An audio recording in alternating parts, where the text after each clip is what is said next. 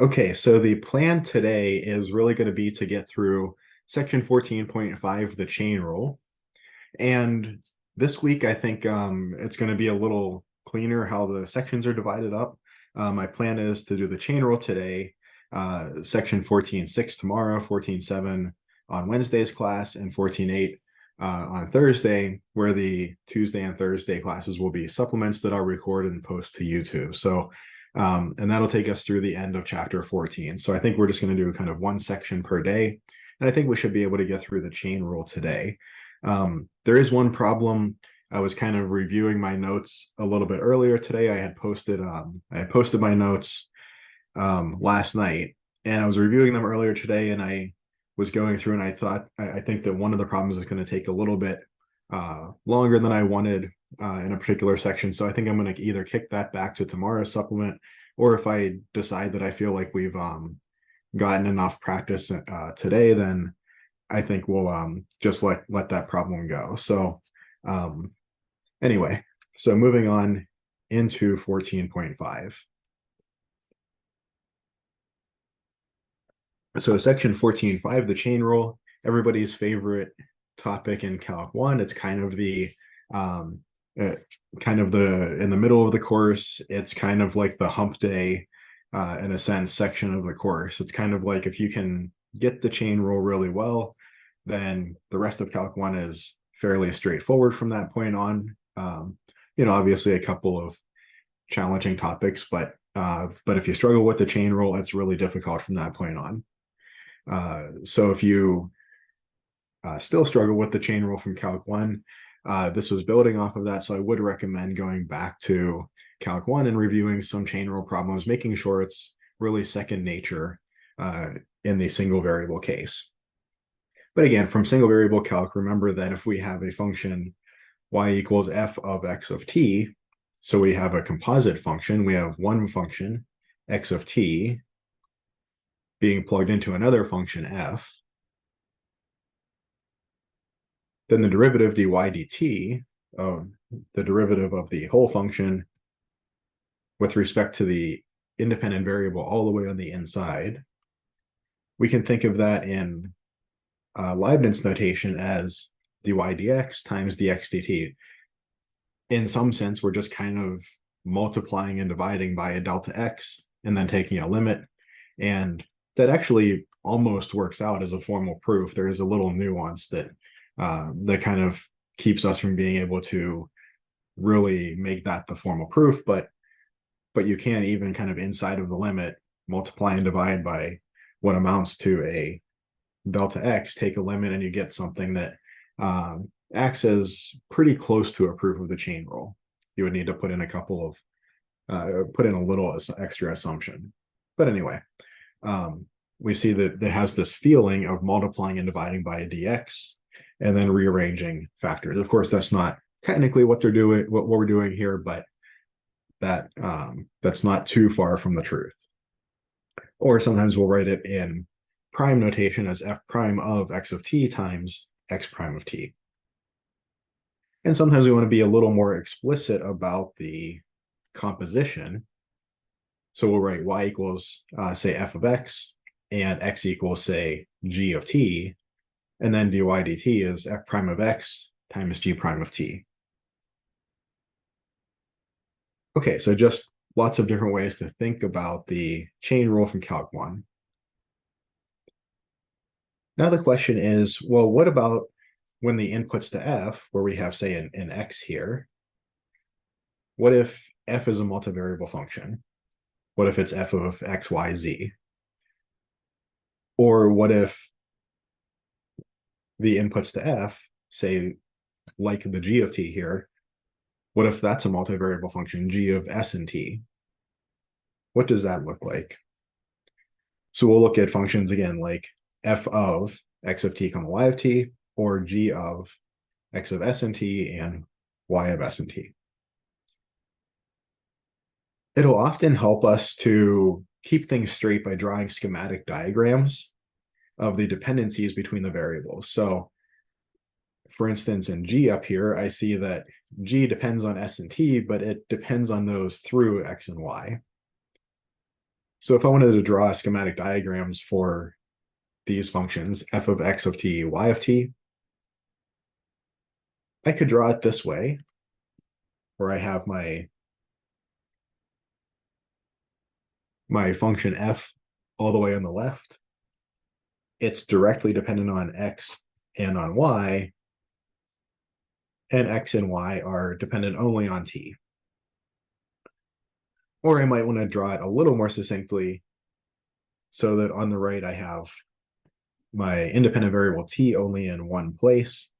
I might draw it like this and allow those points to kind of come together on the right side whenever I have a common independent variable between some of my intermediate variables.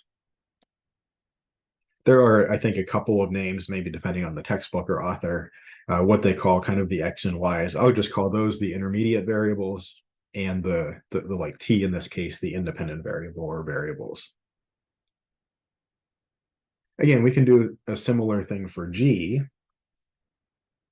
G depends directly on x and y, these kind of intermediate variables. And then x and y both depend on s and t.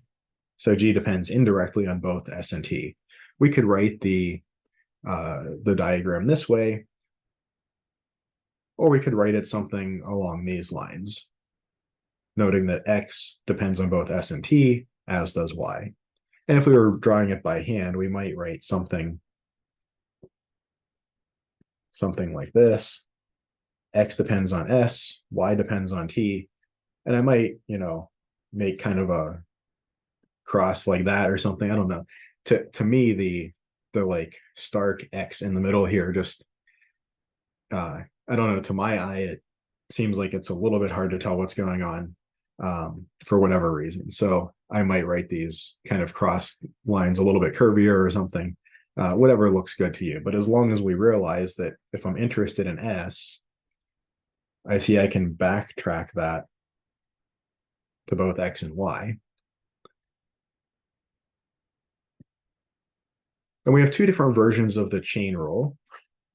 And we're going to start with this one. I'm going to call this the 2-to-1 chain rule. So suppose that z equals f of x comma y is a differentiable function of x and y. Suppose also that x equals x of t and y equals y of t are both differentiable functions of t. Then we can say that z is a differentiable function of t, and we can say this bit about the derivatives. But let's draw the diagram here first, just to be clear what we're working with. We have z equals f of x and y, but x and y are both just functions of t.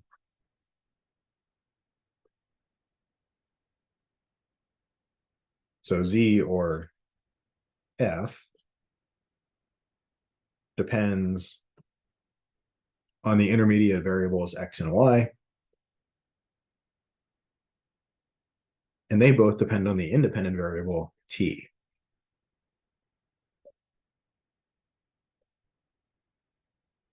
Now, something to note here, and I mentioned this a little more down here, but z is really just kind of a function of one variable, right? I mean, here it's kind of a function of two variables in a sense, but since x and y are both determined by the choice of a single independent variable t, if I pick t equals 1, that alone determines z. If I pick t equals 10, that alone determines a different value for z. So in a sense, z is kind of looking like a function of a single variable.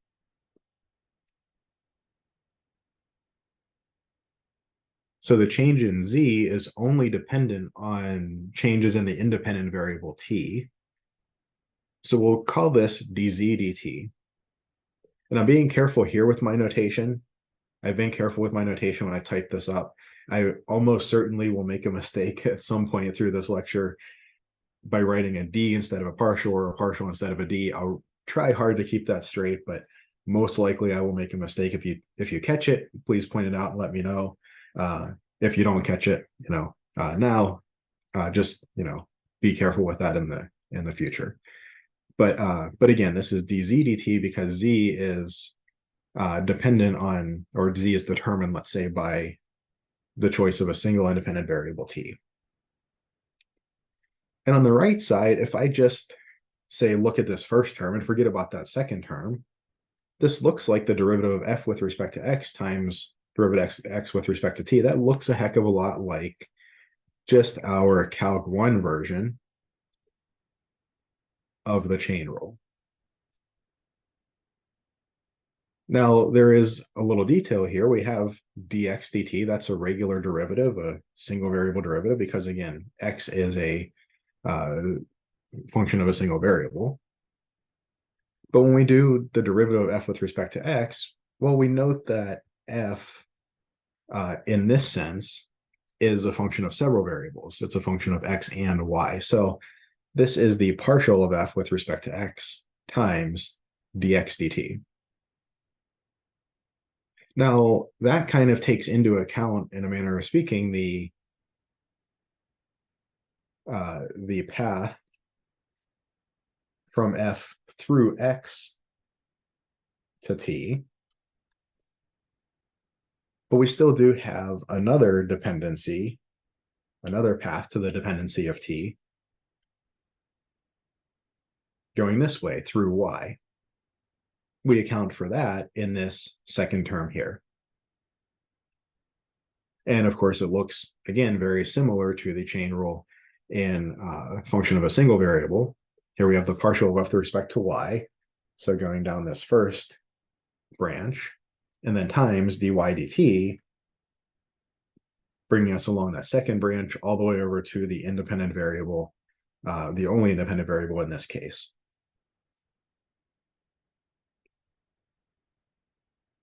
Now, a couple notes.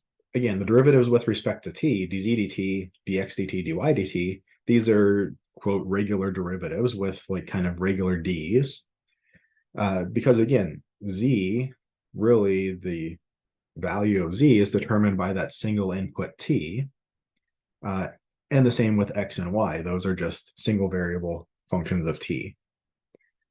But the derivatives with respect to x and y, where we have a dx kind of idea in the bottom, those are partials. Because when we're thinking in a sense of the f of xy sense, where we have x and y kind of acting as something like independent variables, well, now I have a function of several variables. I'm taking partial derivative with respect to x or with respect to y.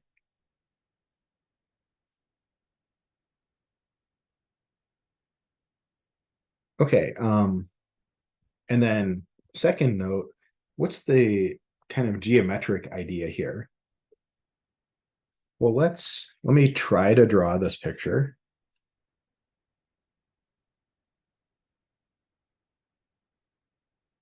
So suppose that I have some domain in the xy plane, some region of interest, and well, I changed the width of my window and it like just messed up all of my formatting. I have a lot more formatting for the Calc 3 write-ups than the other courses that I've done. So maybe I should start writing them up in Word and then moving them over as PDFs or something. Word is much better with equation formatting than OneNote is, but I digress. Okay, so note that f here, z equals f of xy, is actually a curved path. That's a curved line or a curve in 3D space. If we think of the inputs to f, x and y are being input into f. Well, xy is a point in the xy plane, and we think of xy as being functions of t. Well, that means that we're moving along a curve in the xy plane.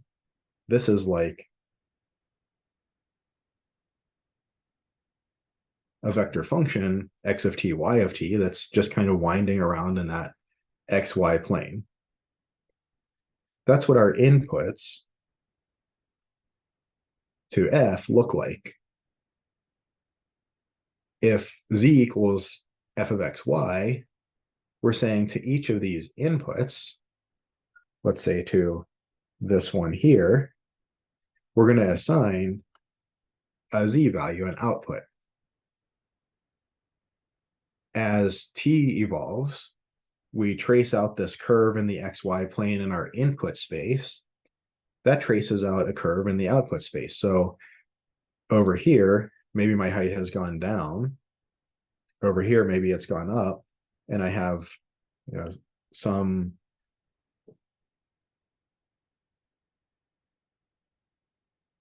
curve in three-dimensional space. It's going, it's moving kind of horizontally, but also vertically. It's moving forward and back, left to right, as the inputs move forward and back, left to right. But the output, the vertical component, the height, is also moving up and down. So we're tracing out this curve in 3 space. What is dZdt asking? It's saying, if I imagine that I'm kind of walking along or riding along this curve as t progresses, as the input curve kind of winds around, if I'm riding this, something like maybe a roller coaster, this green curve, how is z changing? How is my height changing? How is the output changing with respect to t, as t changes, as time changes? Not necessarily with respect to x or y directly, but with respect to t. So that's really what we're looking at. We're looking for rates of change of the height with respect to changes in the input t.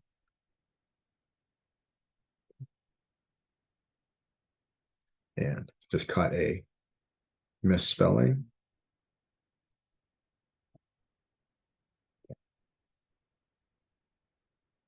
Okay, so let's look at, I think I called the previous example 1. Let's call this example 0. We'll be good mathematicians and start counting with 0. All right, so let's look at example 1. Let z equals x times y plus sine of x. Let x equals t squared and y equals cos of t. We want to compute dz dt both by using the chain rule that we just discussed, but also by substituting in and using just basic single variable calculus. Okay, let's bring the chain rule down. Let me just copy this down.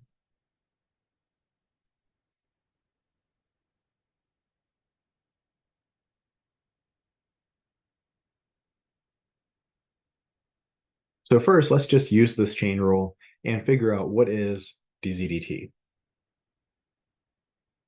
Okay, so I see that I need the partials of f with respect to x and y, and also the derivatives of x and y with respect to t. So let's compute those 4 things.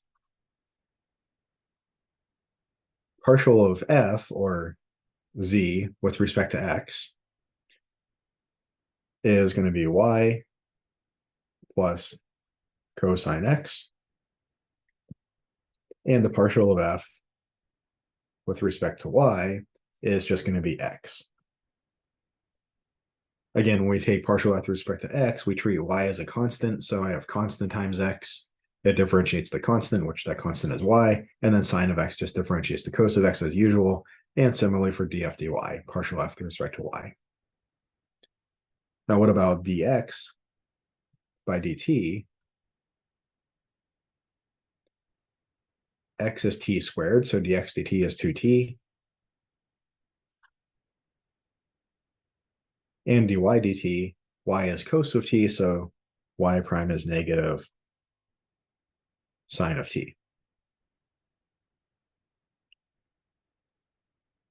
Okay, so we could write that dz dt equals partial f with respect to x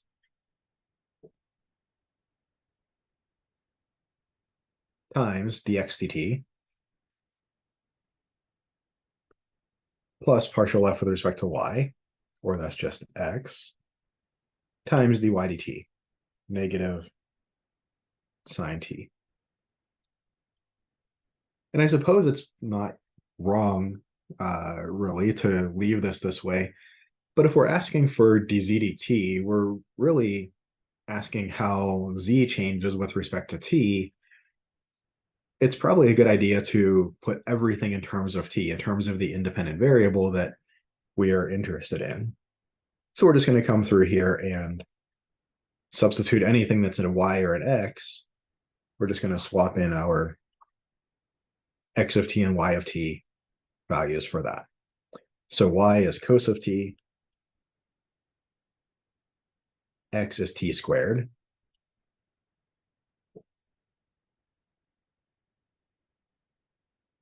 and again, x is t squared.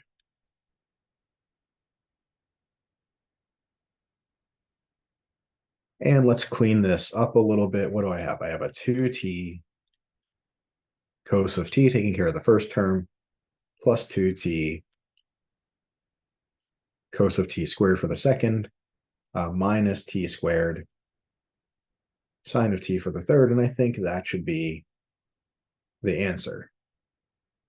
Again, expressing everything in terms of the independent variable, t is what's sensible here.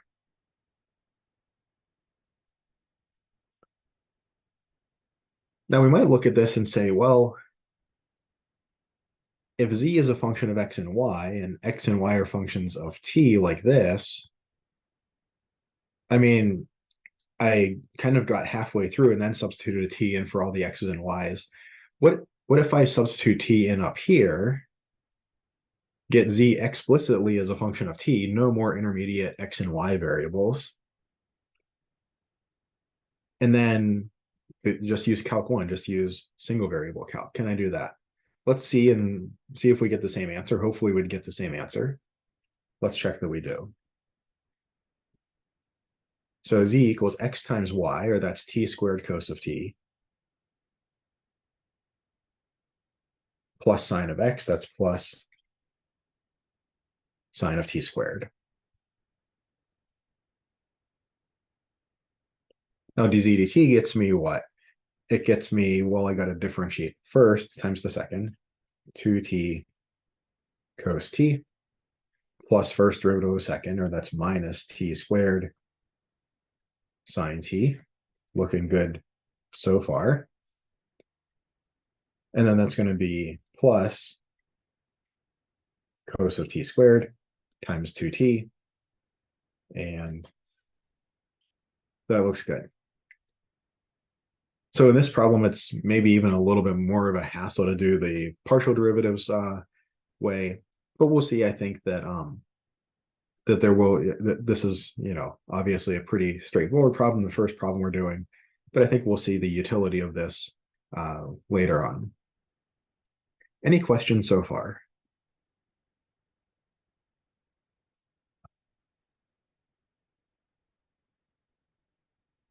Okay, so for example 2 here, what I want to do is I want to actually let you try to work through this on the basis of what we just did. I think one of the challenging things about calculus is there's just such a wide array of, especially in Calc 3, of material that you're supposed to already know. There's so many, you might say, like tools in your toolbox to use. So try working through example 2. See, take about 5 minutes. See if you can work through this. Let me actually copy this down just for your reference. See how far you can get an example, or example 2 here. If you can get through the whole thing, that would be great. But 5 minutes is a pretty tight time frame, so if you don't finish, don't worry about it. But take about 5 minutes, work through this part A, and then I'll tell you when 5 minutes is up. And I think after working through part A, it might give you some insight. And then we'll maybe take a minute or two and I'll let you think about part B, and then we'll work through them together. So we'll still work through these together. But I think you taking a crack at it first, I think there is some benefit to that. I think it's well worth a few minutes of class time. So we'll take about 5 minutes or so, and then we'll just come back again. I'll tell you when the 5 minutes is up, take a couple minutes to think about part B, and then we'll work through both together.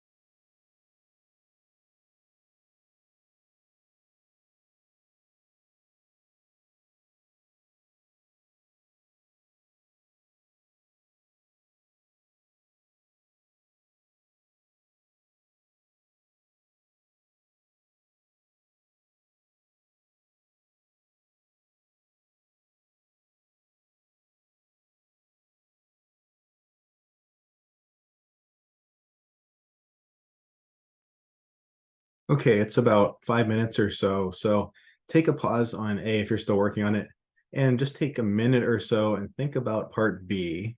And try again, like I say here, try to answer the question without doing calculation, and then we'll verify it with calculation. And as a little hint, think about the symmetry of the temperature function and the symmetry of this path, x equals cos of t, y equals sine of t. Is there a notable symmetry that is shared between the two that can be leveraged here?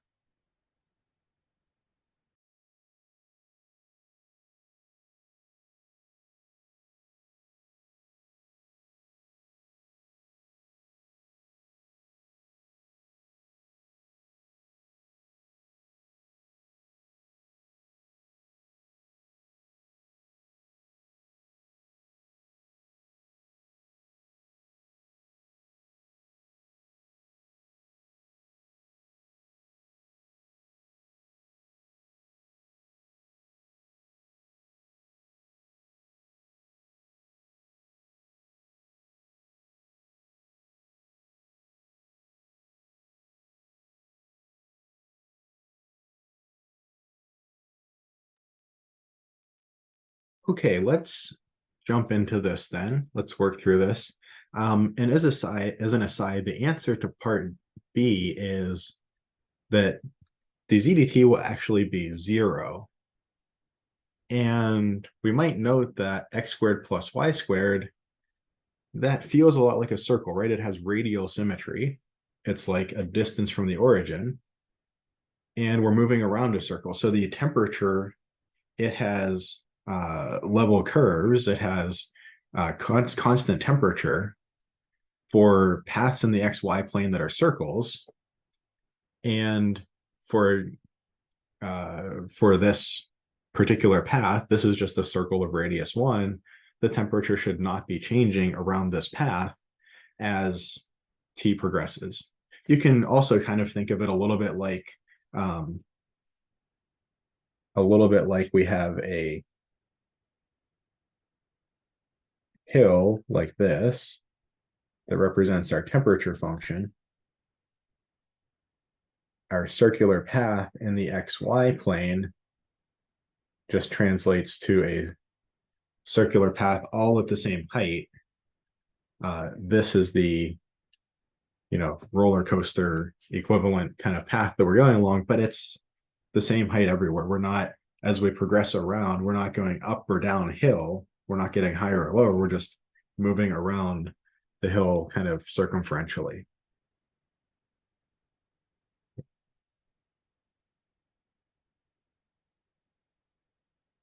Okay, we have the partials that I computed here, just taking the partial of t with respect to x and with respect to y, and then the derivatives with respect to of x and y with respect to t here as well.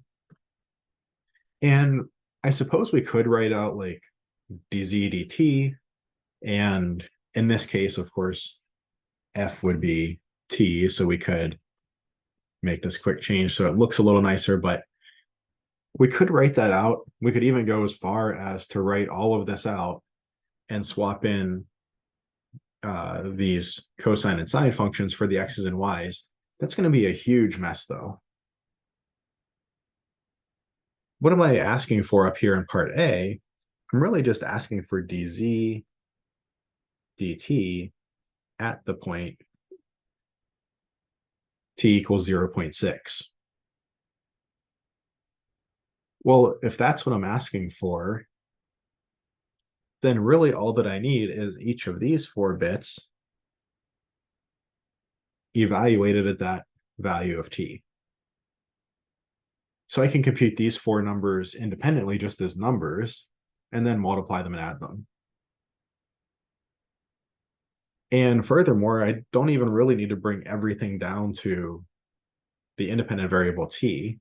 Like partial of t with respect to x can stay this way in x's and y's, because I can just evaluate x and y at t equals 0.6.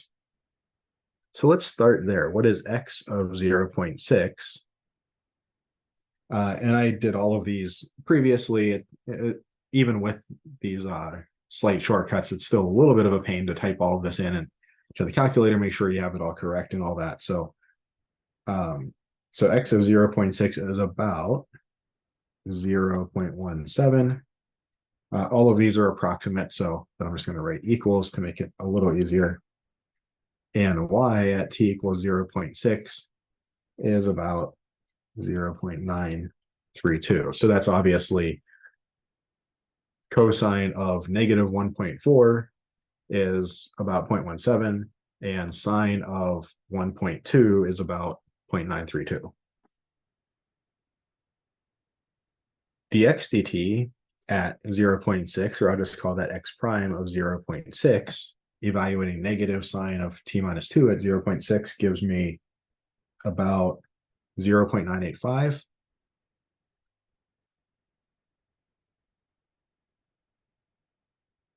And evaluating y prime, 2 cos of 2t at 0.6,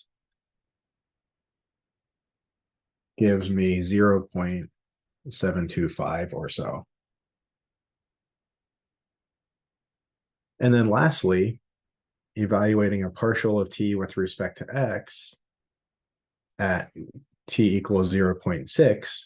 Well, that's really just the same thing as evaluating partial of t with respect to x at x comma y equals 0.17 comma 0.932, and plugging those values in for the x and y that we see in the formula for the partial with respect to x up there gave me negative 0.779. And then likewise, partial t with respect to y at t equals 0.6. Very similar idea. We instead of bringing partial of t with respect to y all back to a function of t, we just use the x of t and y of t we computed over here.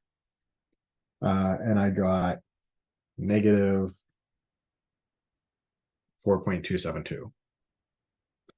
Those were the numbers that I got for these 6 bits, and the derivatives are what come into play for dz dt at t equals 0.6.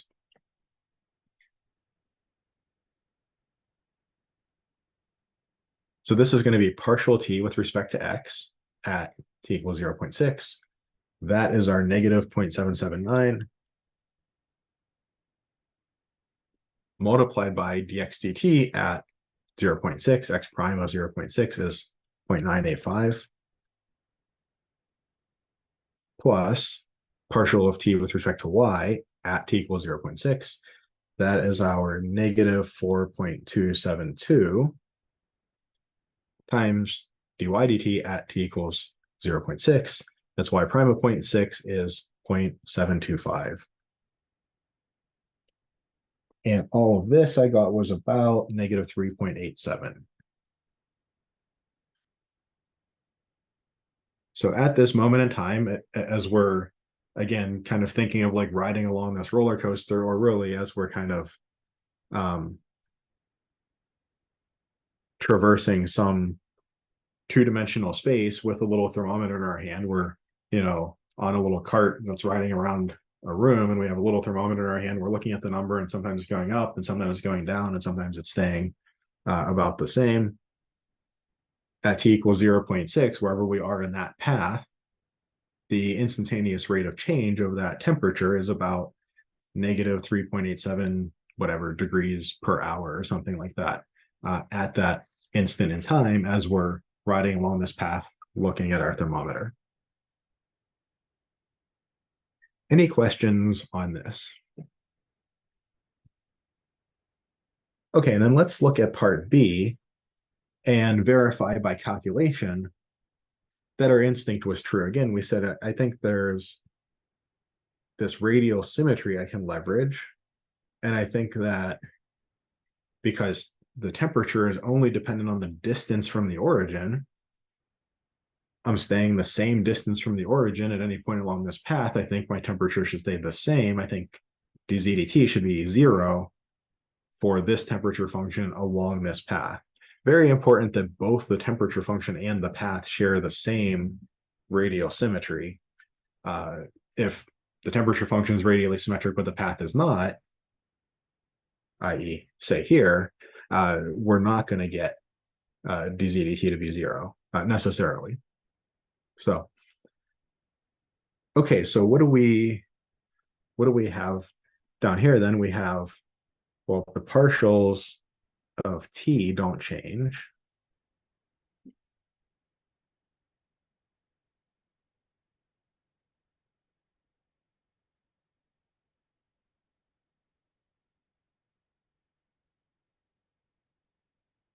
Okay, so I have that. That doesn't change.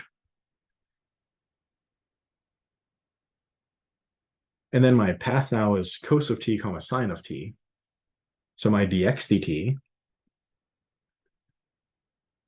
the derivative of cos of t is negative sine t, and dy dt, derivative of sine t is positive cos t. You might even see where this is going already. And of course, x equals cos t, y equals sine t, our original x and y functions. So what is dz dt? Well, it's this exponential thing. Let me pull out the exponential as well as the -6. I mean, we suspect that this is going to equal 0 because of all that symmetry I discussed, and none of these bits are going to equal 0. So it's got to be the bit in brackets that's going to be interesting. So in brackets, I have partial of t with respect to x, dx dt, plus partial of t with respect to y, dy dt.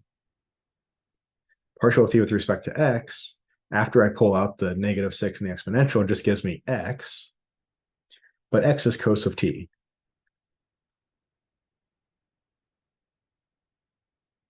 Times dx dt, but dx dt is minus sine of t, and then plus partial of t with respect to y. Again, after the -6 exponential comes out, that's a y, but y is just sine t. This is y. And dy dt is positive cos t.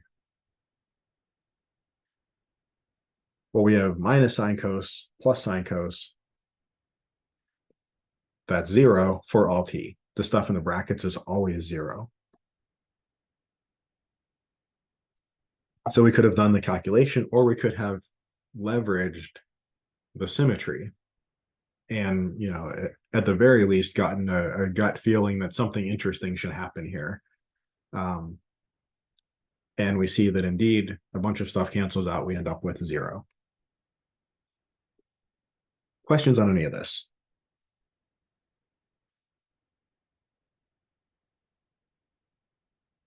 Okay, let's look at example 3. So here we have two objects traveling along elliptical paths. The first object's path is given by these parametric equations. X1 equals 4 cos t, y1 equals 2 sine t. And the second object's elliptical path, x2 is 2 sine 2t, and y2 is 3 cos 2t. We could think of these as being maybe two planets on coplanar elliptical orbits. At what rate is the distance between them changing when t equals pi? Maybe we're thinking of like red shifting and blue shifting of light or something like that. So here, let's set, I don't want to use d. It's so tempting to use d for distance, but d is used for everything, and where you can use it for derivatives. So I don't want it to be like dt or something, you know, it's going to be, so let's use L for, say, length. That's the square root of the distance between the x's plus the distance between the y's, each of those squared. So same kind of idea as before, right? The fact that they're parametric functions doesn't much matter. but I see that L depends on four intermediate variables, x1, x2, x3, and x4. And each of those depend on a single independent variable t. Now you might say, hey, wait, we don't have a chain rule, a 4-to-1 chain rule. That's kind of what this is. We only have a 2-to-1 chain rule that deals with x and y as functions of t. Is there really anything special up here about the two variables x and y? Could I have added a w or a third variable? Well, sure, that's an easy extension of this. Now, note that there is something important about this one, about the fact that x is x of t and y is y of t, right? I have regular derivatives here. So that the fact that we go to one independent variable here is very important. We're going to look in a minute at what happens if we have more than one independent variable. But the fact that we have two intermediate variables, x and y, and if we had 3 or 4 or 5, it basically just works the same. We just stick on an extra term or a couple of terms to look like this one.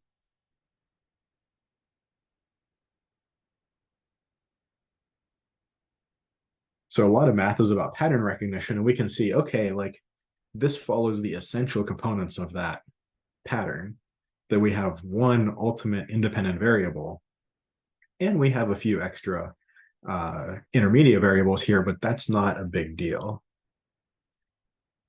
So what do I want? I want to know what is the L dt, right? The choice of t uniquely determines L. So what is the L dt? Well, it's going to be the partial of L with respect to its first intermediate variable times dx1 dt. The x1 variable only depends on t, right? Plus partial of L with respect to, I'm going to look in my notes and make sure I do it the same order because I have all the numbers written down again. I don't want to get it messed up because there's a bunch of them here. So we'll do the y1 next, partial L with respect to y1, dy1 dt, plus partial of L with respect to x2, dx2 dt, plus partial of L with respect to y2, dy2 dt. And I think all of my partials and my regular d's are correct. Looks good. Okay, so what are the partials of L? Partial of L with respect to x1, well, I have the square root of some stuff with x1 in it. That's going to give me a 1/2 root stuff.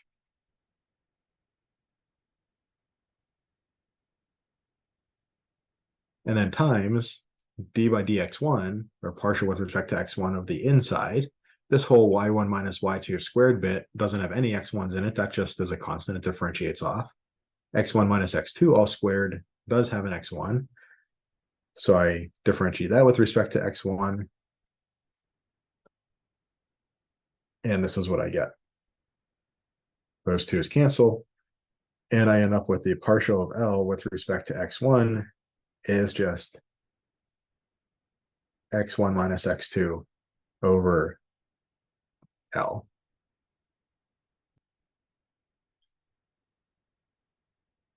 I also pretty clearly see the symmetry here. X1 and Y1 are playing very similar roles. Partial of L with respect to Y1 is going to be Y1 minus Y2 over L.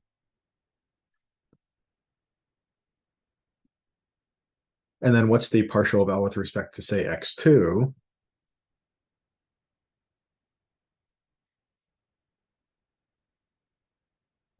Again, we're going to get an over 2L. We have the square root of stuff with X2 in it. Differentiating gives me a 1/2 root stuff, 1/2L, times the partial with respect to x2 of the stuff inside the square root. Like before, the y term doesn't have any x2s, it differentiates off. And then I get 2 x1 minus x2. And we got to be careful here because we get another -1 that pops out. So we could either think of the partial of L with respect to the x2 or y2 as being like negative of the one that's with respect to the x1 or y1, or we could think of it as kind of swapping the order.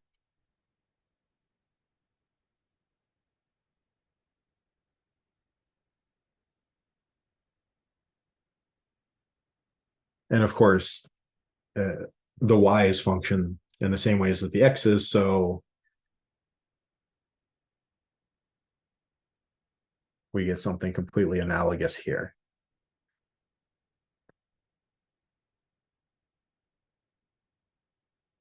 Now keep in mind, when t equals pi, we can figure out what is x1, y1, x2, and y2, what numbers are they?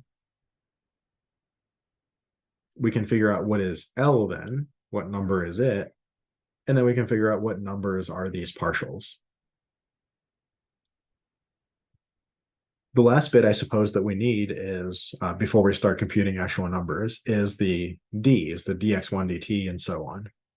So the x1 prime of t, and note that the x of t's and y of t's don't have that same nice symmetry, right? L's dependence on x1, x2, y1, y2 had a very nice kind of symmetry between those four intermediate variables. But at this point, we're going to have to do 4 derivatives separately. No shortcuts here. So -4 sine t.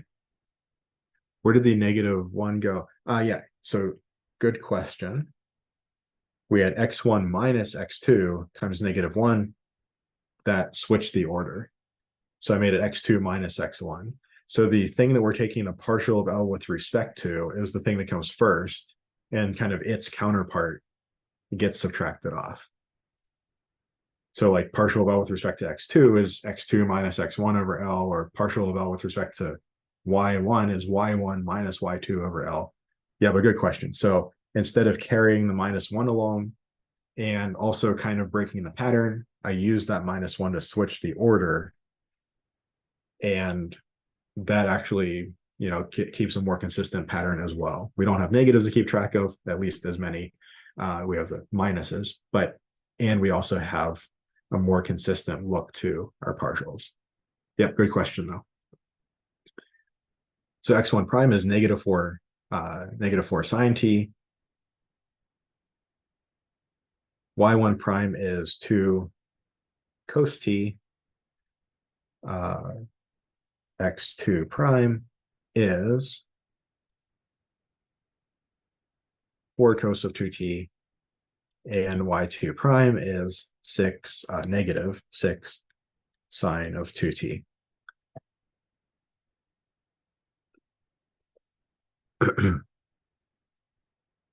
Okay, so again, we could in theory take all of these partials, swap x1, x2, L, and all of these in, make these all functions of t, multiply them, add them, get some humongous function of t, and then try to evaluate that at t equals pi.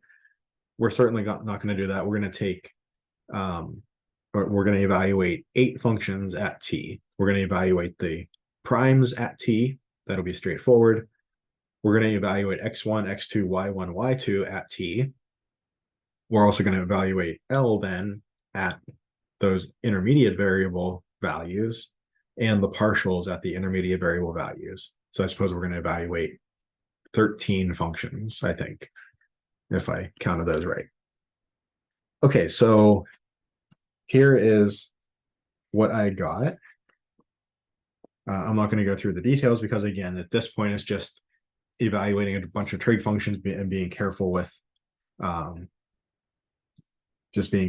the calculations. But partial of L, well, first,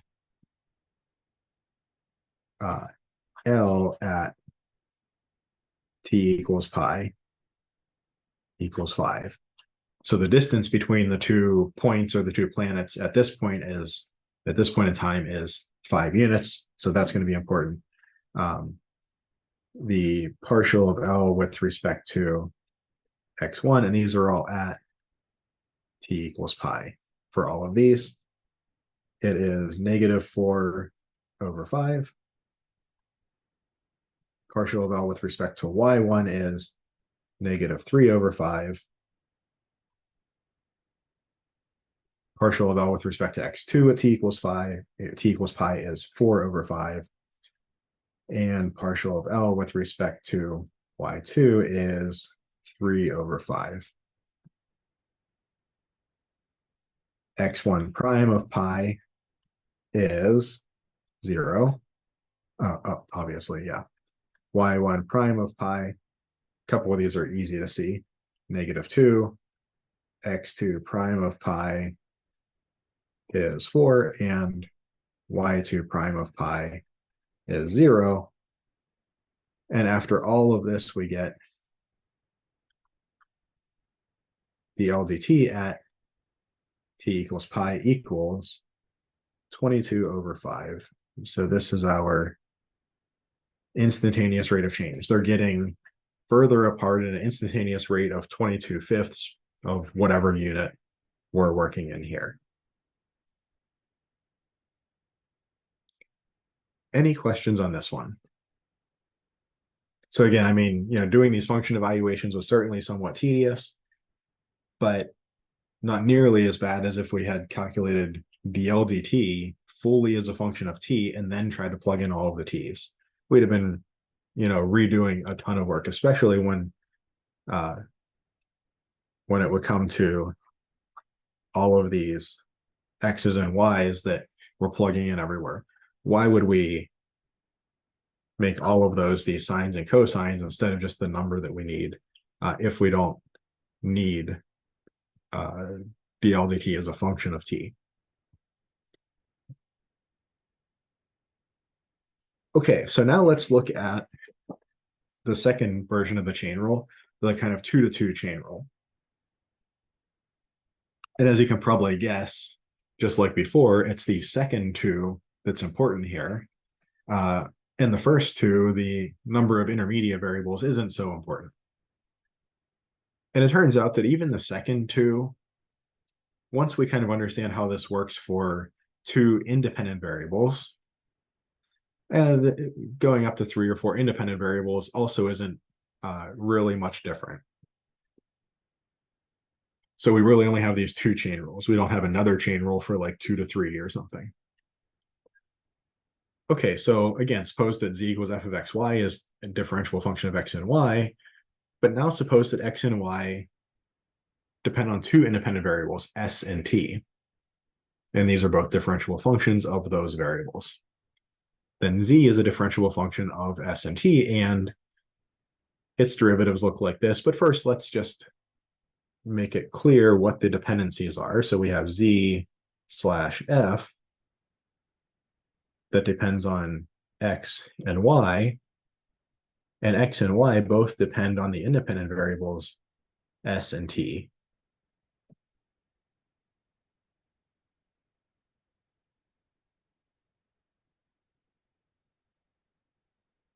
Okay, so I have a similar looking chain rule to before. I have some kind of derivative of z with respect to, say, s is df dx dx ds and df dy dy ds. But we have a little bit of a difference here, right? Here, everything is a partial. Z is a function of 2 variables or more. So the partial of, or the derivatives of z with respect to the intermediate variables are all partials. Partial of f with respect to x here, partial of f with respect to y there. But also x and y are functions of several variables, s and t. So dx ds is really partial of x with respect to s and partial of y with respect to s. Note also that z it's not uniquely determined by a given one of the independent variables. If I tell you what S is, you don't know what Z is necessarily. You might also have to know T and vice versa. So the dependence between Z and its independent variables is also multivariable. So it's not dz ds, it's partial of Z with respect to S. We're only going to be looking at a part or a component of the total effect on the output by looking at the input S.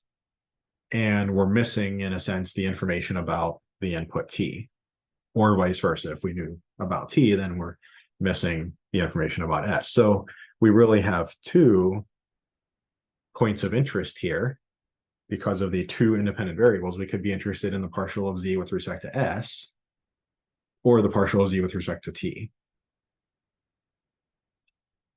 And it's pretty easy to see the extrapolation here that if we had, say, S, T, and say R as independent variables, we would just maybe also be interested in the partial of Z with respect to R, which would look very similar.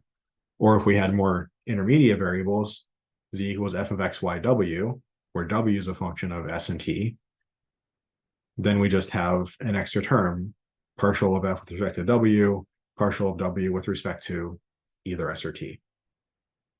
So at this point,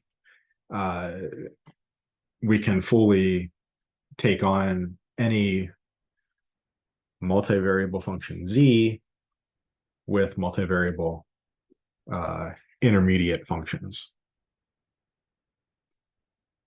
Okay, so let's look at an example here. Compute the partial of Z with respect to X and with respect to T for this function. Z equals f of xy is x squared plus xy plus y squared, where x equals 2t plus s and y equals t minus 2s.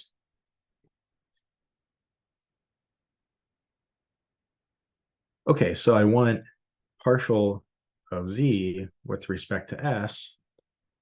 And again, looking up here, let me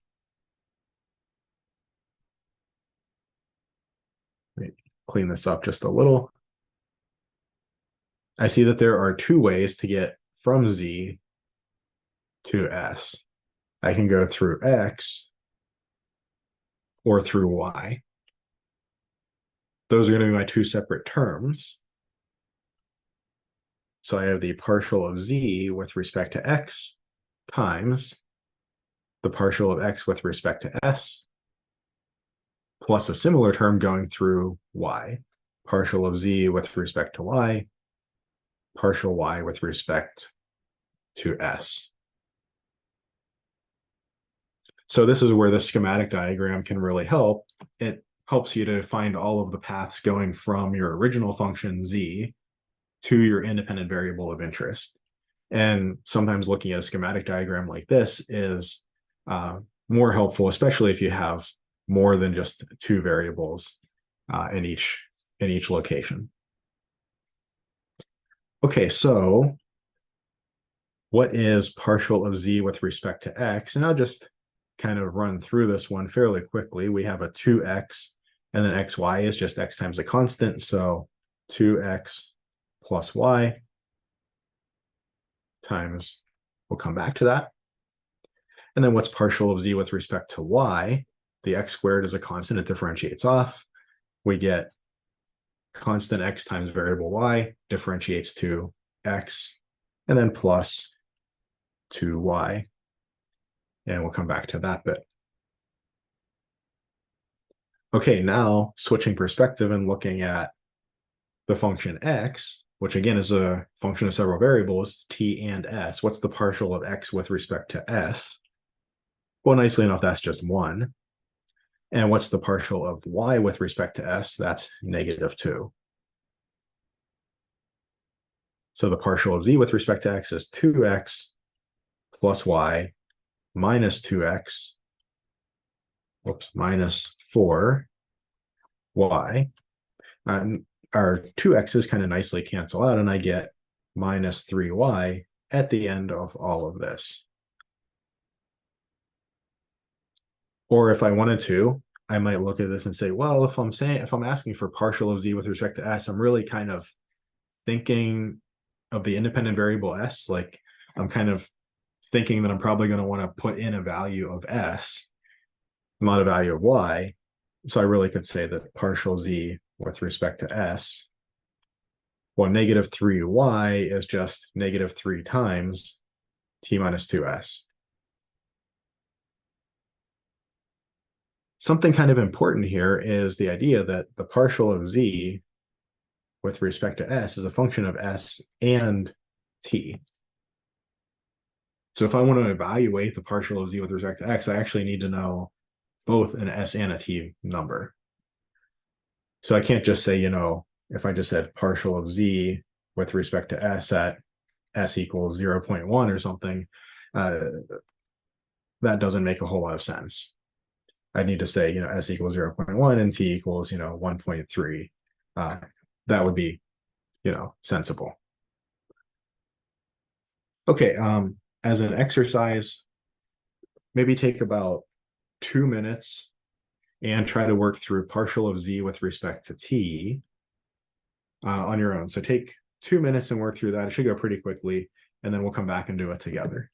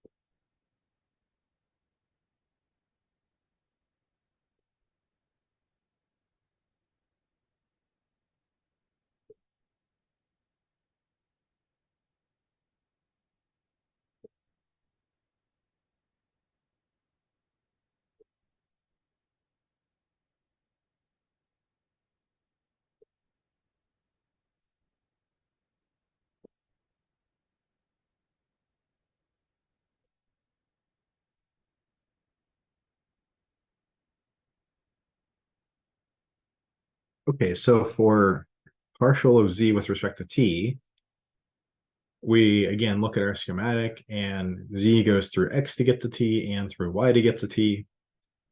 So this is partial z with respect to x. We did that above. That was 2x plus y times partial x with respect to t. That's going to be just a 2 plus partial z with respect to y. Again, we did that above. That was x plus 2y times partial y with respect to t, which is just 1. This gives me 4x plus 2y plus x plus 2y, or this gives me 5x plus 4y. And again, leaving it this way isn't wrong per se, but I might also want to write this in terms of t, and as we saw before, in terms of both t and s, most likely. So 5x plus 4y, that's 5 times 2t plus s, plus 4 times t minus 2s, or that's 10t plus 5s plus 4t minus 8s. And what does that give me? 14t, and then minus 3s.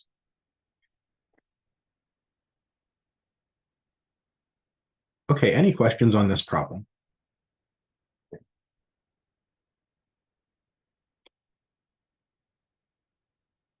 Okay, so we've got what, 20 minutes left. Let me just look quickly through our plan here. Yeah, I think I am happy with having moved this to the supplement. Um, I'll probably also leave this as an exercise for the time being, and if we have a little extra time at the end, we'll come back to it. Um, so I originally had this slated as an exercise. I took it off of that, so I'll leave it as an exercise for now. So exercise 5, here, if we have a function u equals f of xy, if we want to reparameterize this function, instead of in terms of x and y, in terms of rectangular coordinates, if I want it to be in terms of polar coordinates, I could set x equals r cos theta and y equals r sine theta. And if I have a differential equation, I might want to reframe that differential equation, say from rectangular form into polar form. How might I do that? What would that look like? Well, we're going to try to show this relation here, that the partial of u with respect to x all squared plus the partial of u with respect to y all squared equals the partial of u with respect to r squared plus the partial of u with respect to theta squared times 1 over r squared. So it almost kind of translates 1-to-1, but we get this extra factor of 1 over r squared in front of the partial of u with respect to theta squared. And as an exercise, show that the second partials, uxx plus uyy, satisfy this relationship with the partials with respect to r and theta. So again, we almost get something like urr plus u theta theta. We get this 1 over r squared kind of correction factor on the u theta theta, but we also get a single derivative term. 1 over r partial of u with respect to r pops out as well. Okay, so if I look at this, what do I think my strategy is going to be? Well, if I look at my schematic diagram, I have u, or f, is dependent on these intermediate variables, x and y.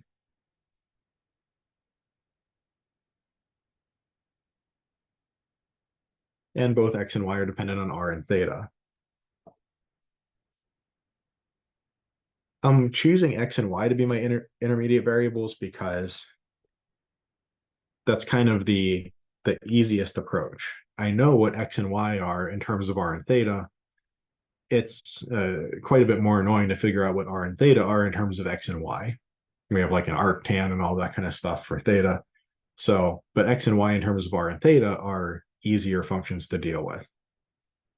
Not that I couldn't do it the other way, and I could work from left to right, but I'd rather think of u as having independent variables r and theta. If I calculate what's on the right, can I show that it boils down to what's on the left? Okay, so let's start by looking at the partial of u with respect to r. I can get to r two ways, through x or through y.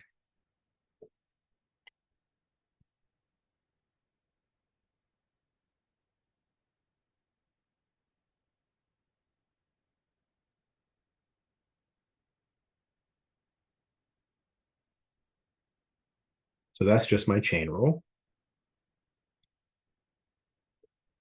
And looking at what I want to end up with, I want to end up with some partials of u with respect to x and partials of u with respect to y. So I'm okay with, say, leaving this as just partial of u with respect to x. And similarly here, leaving this as uy. So what is partial of x with respect to r? Well, I'm taking the partial with respect to r. That means that the cos theta is just a constant. I just have constant times r differentiates to constant, or just cos theta. Partial of y with respect to r similarly is just sine theta. What is the partial of u with respect to r squared?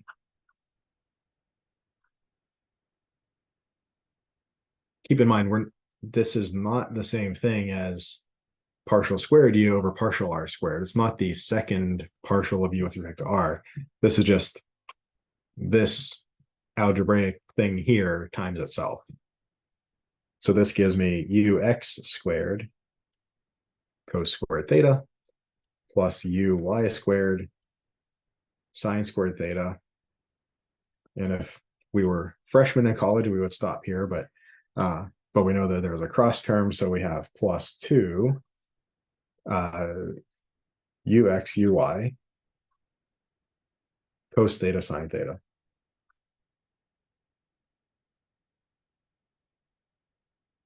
Okay. What is the partial of u with respect to theta? Well, that's partial of u with respect to x, partial of x with respect to theta, plus partial u with respect to y, partial of y with respect to theta.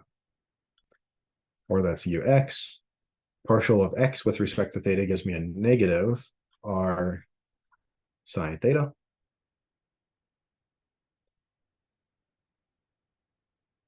And partial of y with respect to theta just gives me a cos theta, or r cos theta.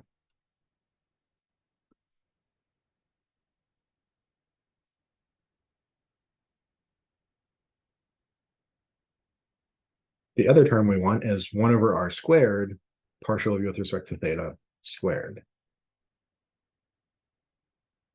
Okay, so what do we get here? Well, we do see that partial of u with respect to theta, both terms have a factor of r.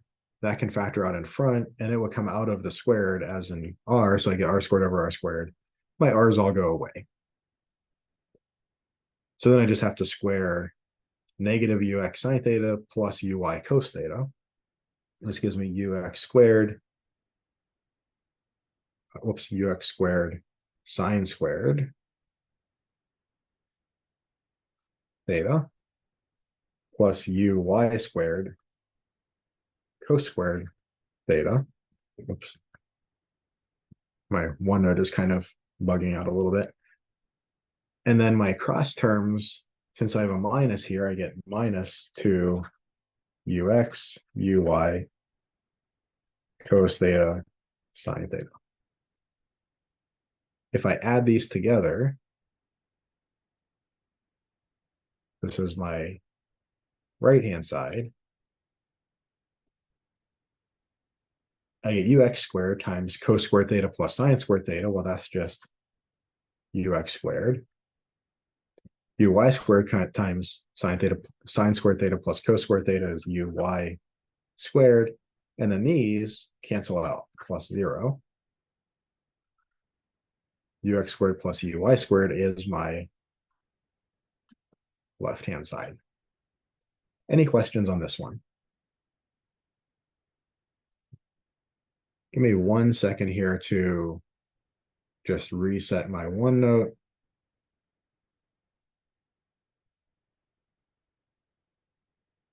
Most of the time when it starts being a little glitchy, all I have to do is shut it down and restart it, and then it works fine. Seems to work with, most computer things. Yeah, so I think we will kick this to the supplement. So I'll just lump that in with 14.6. We'll just do this one quickly and then move on, so that we can get to implicit differentiation. So let's do kind of a quick review, a little bit of a quick review of kind of Calc 1 implicit differentiation. We're going to do it a little bit of a different way here. So consider an implicit function, f of xy equals 0, and we're thinking of this as being a relation between x and y, an implicit function like y dependent on x. So in other words, this is a pair x comma f of x such that big F of x comma f of x equals 0. The book talks a little bit about the implicit function theorem, which is kind of important to make all of this work. We're not going to go much into detail about that. But from the first version of the chain rule, we see that that we can differentiate for big F of xy equals 0. We can differentiate that function with respect to x. Remember, in this case, we're thinking of y being constrained by x. This is important because it's an implicit function, big F of xy equals 0. It's not that we have x and y are both free variables to choose. Once we choose x, that at the very least restricts the available values for y. So we have the partial of f with respect to x times dx dx. So the partial of f with respect to its first component times, if I can select it, times dx dx plus the partial of big F with respect to its second component. I'm really having trouble selecting things here with respect to its second component there, times dy dx. And then, of course, taking the x derivative of the right-hand side of just 0 just gives us 0. Dx dx, the derivative of the function x with respect to x is just 1. So if we want to solve for dy dx, we subtract partial f with respect to x over, and we divide by partial f with respect to y. That's, of course, if partial f with respect to y is not 0. Okay, let's find dy dx for this implicit function, y cubed plus y squared minus 5y minus x squared plus 4 equals 0. So here we have big F of x comma y equals y cubed plus y squared minus 5y minus x squared plus 4. And we see that this is big F equals 0. So our conclusion above applies. What is the partial of big F with respect to x? These first three terms are constant with respect to x.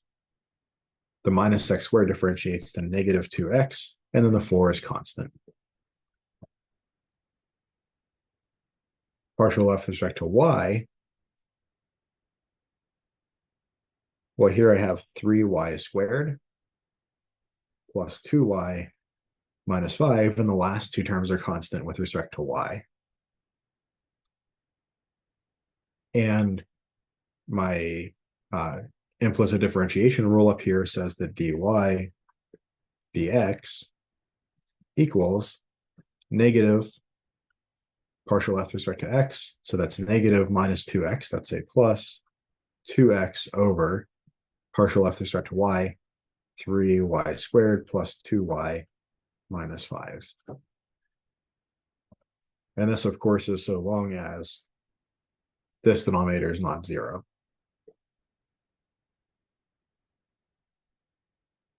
Any questions on this one? As a side note, we could have done this in Calc 1 by just doing kind of regular implicit differentiation.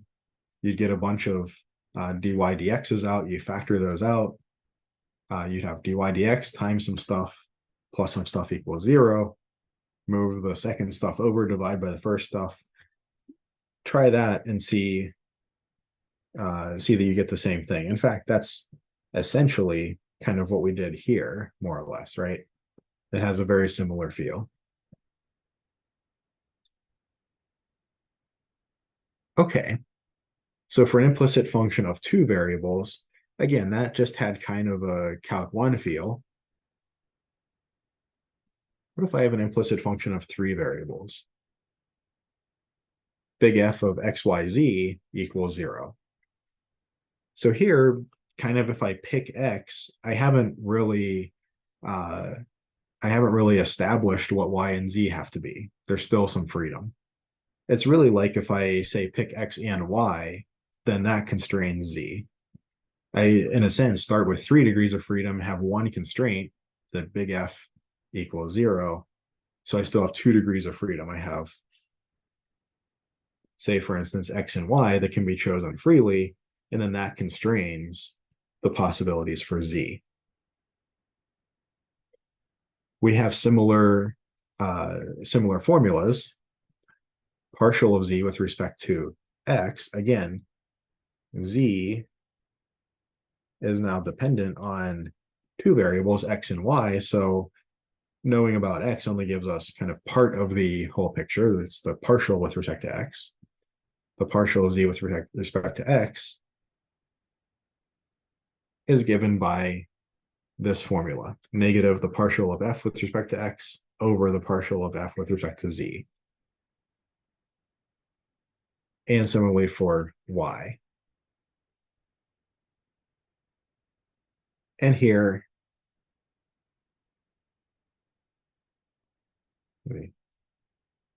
trying to fix my formatting issue here. There we go. So here from the, let me zoom this in a little bit so you can see it a little better. From the second version of the chain rule up above, we have that taking partials of both sides, partial f with respect to x times dx plus partial f with respect to y times dy dx plus partial f with respect to z times partial of z with respect to x. Well, dx is just 1. Dy dx, be really careful here. Remember, x and y are independent variables. So I have z or f that are dependent on x and y. These are both independent variables. If I pick x equals 1, I can pick y equals 5 or 7 or 12 or whatever, and vice versa. What is dy dx? Well, y has no dependence on x here. We're used to seeing y equals a function of x, but in this case, x and y are both independent variables. Dy dx, knowing one doesn't constrain the other at all. That derivative is 0. Y is effectively a constant in terms of x, and vice versa. And then lastly, partial of z with respect to x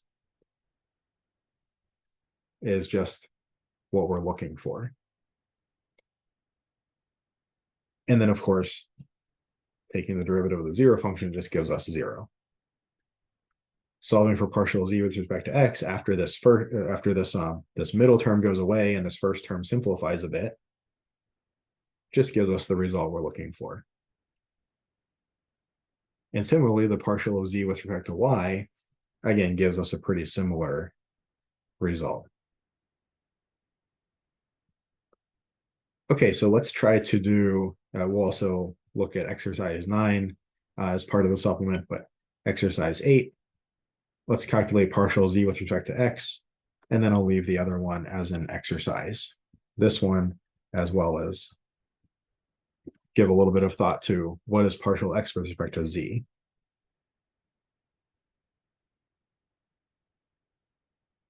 So again, partial z with respect to x is negative partial f with respect to x over partial f with respect to z. And here, this is our big F of x, y, z. Partial of f with respect to x is, well, we have a function of x, e to the function of x differentiates to e to the function of x times the partial with respect to x of x times y, which is just y. Sine of xz differentiates to cos of xz times the partial of xz with respect to x. So that's z. And then y is constant. And then divided by, well, what do we have down here? Partial of f with respect to z, e to the xy, no z is there, that differentiates away, so does the plus y, and sine of xz differentiates the cos of xz times x.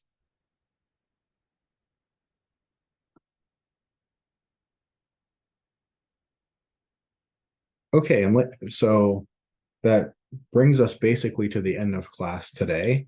Like I mentioned, we'll do exercise 9 down here, as well as that previous exercise on the homogeneous equations. We'll do those as at the beginning of the supplement tomorrow. Actually, I'll probably break into the two supplements. I'll probably do a short one on these, and then a longer one on section 14.6, and then Wednesday 14.7 on maxes and mins, and Thursday a supplement on 14.8 Lagrange multipliers.